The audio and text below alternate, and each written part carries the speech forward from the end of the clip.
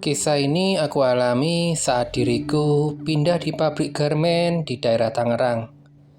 Bisa dibilang itu termasuk pabrik yang baru. Jadi tidak banyak staf yang bekerja di situ. Di sana aku bekerja menjadi staf HRD. Minggu pertama diriku kerja di situ lumayan capek karena harus melakukan beberapa pekerjaan sekaligus.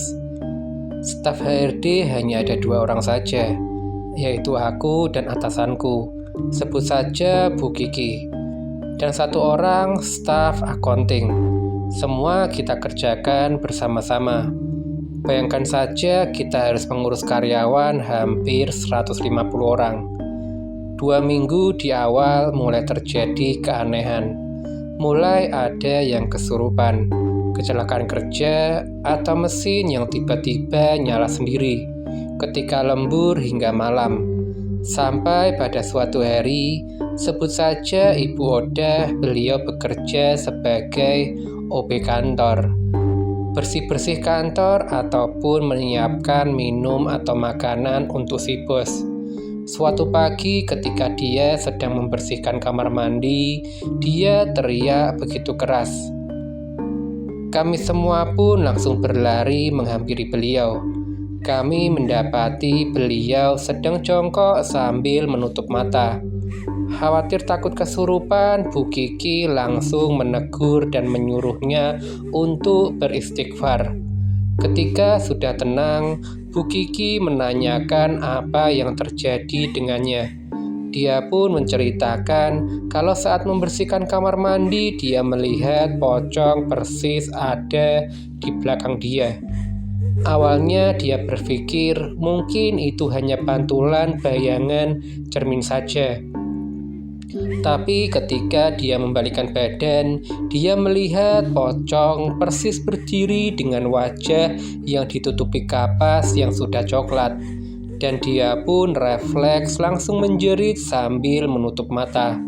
Saat dia menceritakan masih terlihat jelas wajah ketakutannya, badannya yang menggigil dan keringat dingin yang terus bercucuran. Akhirnya Ibu Odah hari itu memutuskan untuk izin pulang karena masih begitu syok dengan kejadian yang dialami. Setelah kejadian itu, semua berjalan seperti biasa. Tidak ada lagi hal aneh, tapi entah kenapa diriku selalu mencium aroma yang berbeda-beda, kadang wangi, kadang berbau busuk, bahkan anyir. Beberapa hari berlalu, tidak ada kejadian aneh, semua berjalan seperti biasa. Tapi ketenangan itu tidak berjalan lama. Saat itu kami dikejar dengan pengiriman barang. Kuota barang masih kurang, jadi kami diminta untuk lembur. Dan Mimin beserta kepala HRD diminta untuk membantu mengawasi karyawan. Jam 5 sore terdengar suara teriakan dari bagian jahit. Dan itu disusul dengan teriakan-teriakan selanjutnya. Serempak kesurupan massal terjadi. Kami semua kalang kabut karena hampir 30 orang yang kesurupan. Suasana menjadi ricuh dan mencekam. Ada yang terus teriak, meraung, bahkan ada yang coba untuk melukai dirinya sendiri. Semua karyawan yang kesurupan dibawa ke musola pabrik. Akhirnya security pabrik meminta izin untuk memanggil orang pintar untuk mengendalikan ini semua. Kami semua mengiyakan sambil menunggu. Kami terus membaca doa yang sebisa kami. Dan aku terus meminta kepada yang lain agar untuk terus berdoa dan jangan sampai pikiran menjadi kosong. Dan orang pintar pun yang dipanggil security pun akhirnya datang. Panggil saja beliau Pak Amin. Beliau datang dan seperti memilih tidak langsung untuk menolong. Beliau lama memperhatikan sampai arahnya tertuju pada karyawan yang kesurupan, yang dari tadi hanya seperti tertawa dan berpikiran kosong, tidak seperti yang lain, terus meraung dan menangis, bahkan sampai harus ada yang dipegang oleh 6 orang namun masih kewalahan. Pak Amin lalu menunjuk dan berkata, suruh anak buahmu keluar, jangan mengganggu." Karyawan itu hanya menatap sambil tersenyum sinis. Matanya menatap nanar ke arah Pak Amin. Pak Amin mendekati karyawan tersebut. Perlahan tapi pasti, karyawan tersebut mulai bertindak agresif. Dia menantang sambil tertawa yang bisa dibilang sangat menyeramkan. Dan anehnya, karyawan lain yang kesurupan seolah berbarengan untuk berusaha menghalangi Pak Amin untuk mendekat. Suasana saat itu sangat kacau. Beberapa ada yang kewalahan memegang karyawan yang semakin mengamuk seolah ingin menyerang Pak Amin. Tapi Pak Amin dengan santainya tanpa beban terus melangkah. "Assalamualaikum," ucap salam Pak Amin ke karyawan tersebut. Sebut saja karyawan itu bernama Naning. Naning hanya meringis sambil melotot tajam memandang Pak Amin di depannya. Tatapan Aning begitu sangat menyeramkan, bahkan aku yang melihat saja merinding. Ketika dia menatap Pak Amin dengan tatapan seolah ingin memakan Pak Amin. "Saya minta kamu keluarkan anak buahmu dari karyawan yang tidak bersalah ini." "Saya tidak mau. Apa urusanmu? Jangan ganggu urusanku," sahut Naning seolah menantang. Sambil berkomat-kamit, Pak Amin masih bersikap tenang. Entah apa yang terjadi, Naning tiba-tiba mengamuk. Mencoba menyerang Pak Amin, namun jangankan untuk melukai, menyentuh Pak Amin pun Naning tidak bisa. Seperti ada pagar tak terlihat yang membuat Naning terpental beberapa kali ketika ingin menyerang Pak Amin. Melihat keadaan itu, Pak Amin memegang kepala Naning lalu berteriak keras. "Keluar dari raga anak ini!" teriak Pak Amin. Naning berteriak keras mencoba melepaskan diri dari Pak Amin. Namun Pak Amin masih terus berkomat-kamit sambil menatap tajam si Naning. Naning yang awalnya beringas seolah tak berdaya sambil berteriak dia memohon ampun, dan anehnya satu persatu karyawan yang kesurupan pingsan tak sadarkan diri. Diakhiri dengan Naning yang menjerit panjang dan tiba-tiba terkulai lemas dan pingsan. Tercium aroma seperti terbakar dari tubuh Naning. Pak Amin pun meminta beberapa botol air mineral setelah didoakan dan diminumkan pada karyawan yang kesurupan. Akhirnya hari itu semua karyawan disuruh pulang cepat. Selesai mengurus karyawan yang pulang, aku melihat Pak Amin sedang berbicara serius dengan bos di ruangan meeting. Aku memutuskan untuk pulang, tapi ketika aku bergegas untuk pulang, tiba-tiba mataku tertuju pada satu sudut. Persis di belakang mesin paling belakang, aku seperti melihat seseorang yang sedang berjongkok. Padahal aku yakin harusnya sudah tidak ada orang lagi di ruang produksi. Tapi jelas sekali itu seperti orang sedang berjongkok. Karena takut, akhirnya aku keluar dan mencari security untuk menemaniku mengecek siapa orang yang jongkok tersebut. Setelah bertemu dengan security, aku pun berkata apa yang aku lihat.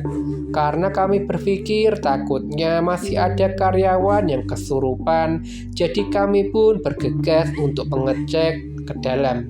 Dan sampai di sana tidak ada siapapun.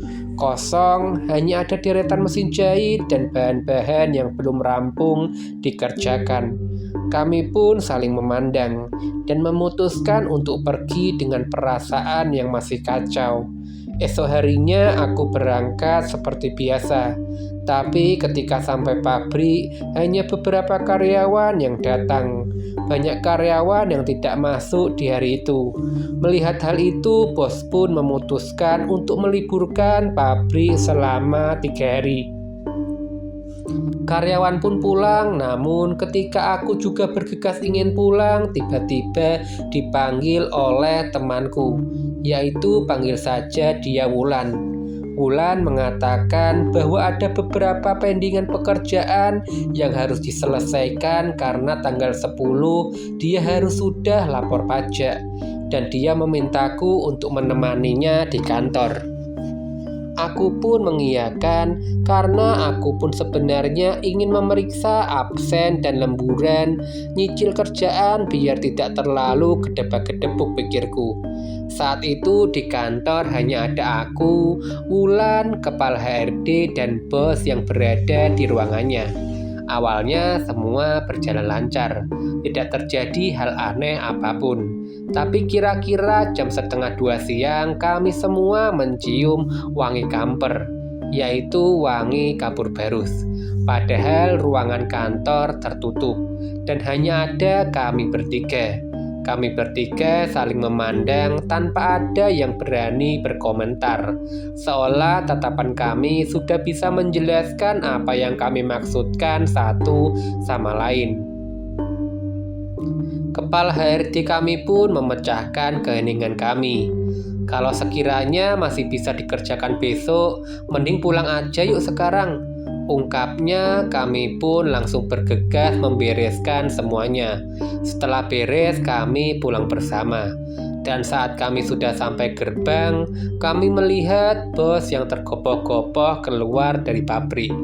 Awalnya dia menanyakan kontak Pak Amin ke kepala HRD kami. Tapi beliau bilang yang memegang kontaknya adalah Pak Security penjaga gerbang. Dia langsung datang ke pos security. Entah apa yang mereka bicarakan. Karena aku dan Wulan memutuskan untuk pulang. Tapi raut dari muka bos saat itu adalah raut muka yang tegang.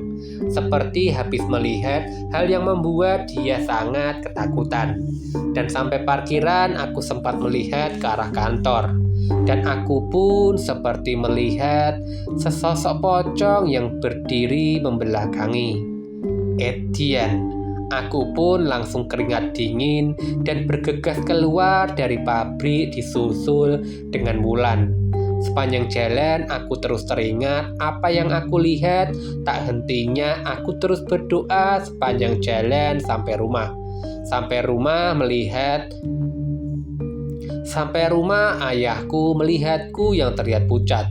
Lalu ayahku pun memberikan aku air putih untuk diminum sambil berucap, "Makanya lain kali mata jangan jelalatan." Seolah ayahku tahu apa yang habis aku lihat, yaitu sesuatu hal yang menakutkan. Dan setelah minum, aku pun sedikit merasa lebih tenang dan menceritakan apa yang aku lihat.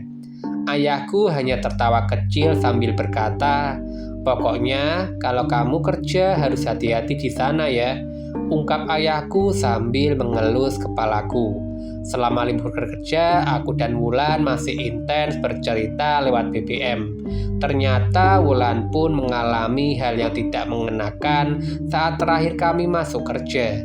Ketika dia di toilet, dia melihat ada ikatan seperti pocong persis di belakang dia. Tapi ketika dia menengok, tidak ada apapun di belakangnya. Setelah libur, kami masuk seperti biasa. Karyawan pun alhamdulillah masuk, meskipun beberapa mengajukan resign karena takut untuk bekerja kembali di situ. 1 minggu pertama semua berjalan normal. Tidak ada keanehan atau kejadian yang tidak mengenakan. Pak Amin pun beberapa kali aku lihat datang mengunjungi bos. Karena libur 3 hari, akhirnya mempengaruhi deadline pengiriman barang. Barang yang harus dikirim tidak mencapai target. Akhirnya mau tidak mau ada beberapa karyawan yang harus lembur. Setelah maghrib, aku melihat Naning berjalan menuju belakang pabrik. Dengan tatapan aneh dia berjalan. Aku yang merasa janggal memanggil Naning sambil mengejarnya. Naning hanya diam. Aku pun memegang tangannya, dan ketika dia menengok, astagfirullah, jantungku seperti hampir berhenti berdetak, saking kaget dan takutnya. Naning menyeringai dan matanya putih. Aku pun menjerit minta tolong dan Naning lari menuju belakang pabrik. Aku berusaha memegang tangan Naning, tapi tenaga Naning saat itu begitu kuat. Orang yang melihat kejadian itu langsung berusaha mengejar Naning karena takut terjadi apa-apa. Lagi-lagi suasana pabrik menjadi sangat gaduh. Untungnya tidak diperparah dengan kesurupan massal. Akhirnya pekerjaan diberhentikan. Para karyawan laki-laki membantu mengejar Naning. Tapi anehnya Naning bagaikan menghilang di telan bumi. Padahal belakang pabrik hanya terdiri dari bangunan tua bekas mes yang tidak ditempati dan pagar tinggi, jadi tidak mungkin Naning pergi lebih jauh lagi. Berbagai tempat gelap ditelusuri. Pohon rimbunan pohon pisang pun sudah ditelusuri, tapi tidak ada jejak Naning. Bos pun yang masih berada di pabrik berinisiatif untuk memanggil Pak Amin. Selang beberapa menit pun Pak Amin datang. Sekilas aku mendengar Pak Amin berbicara. Bukannya saya sudah wanti-wanti, jangan sampai kerja lewat dari jam 6 sore. Ucap Pak Amin dan bos pun hanya bisa diam dengan wajah kebingungan. Pak Amin memanggilku dan menanyakan apa yang aku lihat dari Naning. Apakah ada sesuatu yang tidak biasa? Aku berkata bahwa matanya putih semua, seperti bola matanya terbalik. Mendengar perkataanku, Pak Amin hanya manggut-manggut. Pak Amin dan beberapa karyawan laki-laki pergi ke belakang pabrik. Para karyawan perempuan diminta untuk pulang, takut terjadi apa-apa yang tidak diinginkan. Pak Amin meminta untuk menjemput orang tua Naning untuk membantu memanggil Naning, karena menurut Pak Amin, Naning disembunyikan oleh makhluk halus. Setengah jam kemudian orang tua Naning pun datang. Mendengar penjelasan Pak Amin, ibunya Naning berteriak histeris dan hampir pingsan. Setelah ibu Naning lebih kuat, akhirnya kami bersama yang lainnya pergi ke belakang pabrik. Naning, Naning, Naning, pulang nak. Ini ibu menjemput kamu, teriak ibu Naning memanggil anaknya. Naning, pulang nak, kasih tahu keberadaan kamu ada di mana nak. Terdengar suara ibu Naning yang mulai parau dengan tangisnya. Naning, kasihan ibumu nak, sahut Pak Amin. Kamu harus kuat melawan mereka nak. Bantu bapak tunjukkan kamu ada di mana. Sambil terus bersikir, Pak Amin pun terus mengucapkan itu berulang-ulang. Anehnya ada daun pisang yang bergoyang dengan tidak wajar, padahal tidak ada angin sama sekali. Pak Amin langsung memburu ke arah pohon pisang tersebut. Semua diminta membacakan doa sebisanya. Di situ Pak Amin terlihat seperti berdoa dan sesekali menghentakkan tangan dan kakinya ke tanah secara bergantian. Dan pada saat itu terdengar seperti bunyi dentuman di dalam pabrik. Kami semua kaget, dan Pak Amin pun kembali menghentakkan kedua tangannya sambil berteriak, Allahu Akbar. Dan entah dari mana Naning sudah berada di balik pohon pisang. Padahal tadi sudah dicari, tidak ada Naning di situ. Semua berucap syukur, alhamdulillah. Akhirnya orang-orang pun membantu mengangkat Naning. Ibunya tak berhenti mengucap syukur. Ternyata ini semua akibat persaingan bisnis dari pesaingnya. Dan selama ini yang terjadi di pabrik tersebut adalah santet agar usaha menjadi bangkrut dan gulung tikar. Pak Amin membantu bos untuk membersihkan dan menolong memagari pabrik dari tangan-tangan jahil para kompetitor pesaing bisnisnya. Naning semenjak kejadian itu memutuskan untuk resign dari pabrik. Dan setelah beberapa bulan aku pun memutuskan untuk resign juga karena sudah mendapatkan pekerjaan yang lebih baik. Tidak sampai 1 tahun aku dengar pabrik itu pun bangkrut. Aku dengar kabar itu dari Wulan yang masih setia bekerja di situ. Padahal sudah tidak ada kejadian aneh apapun di pabrik itu.